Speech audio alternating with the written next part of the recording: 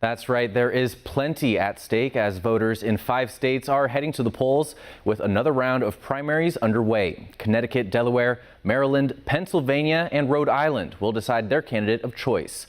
Now, in a typical election year, the nomination is already locked up at this point, with challengers clearing the way for the frontrunners, with the party conventions just around the corner. That certainly isn't the case this year, with contenders still duking it out this late in the race. However, party frontrunners are leading in all 5 states voting today, with a bunch of delegates on the line as voters select who they want to see in the general election. They need a president who's going to be on their side, will fight for them, and will help produce results. And that is what I pledge I will do. On the Democratic side, 384 delegates are at stake, and Senator Bernie Sanders will need to snatch up as many of those as he can if he wants to pose a real threat to Clinton's march to the nomination. As it stands now, Clinton leads by 235 pledged delegates. However, that's without factoring in her overwhelming superdelegate support, which can change to Sanders at any time before the convention. However, that seems unlikely.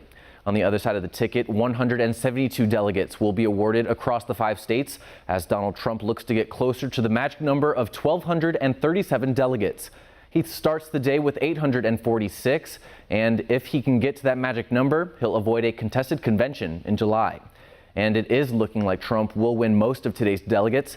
He made a big statement following his win in New York, and according to the polls, Trump has the Northeast locked down, with 2 rivals on the outside looking in.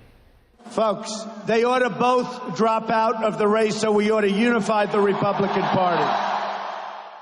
So Cruz and Kasich are trying to stay one step ahead of Trump, and they're setting up for the long game. Earlier this week, the two came out saying they would be coordinating campaign efforts to keep Trump from getting the 1,237 delegates needed to win the nomination outright.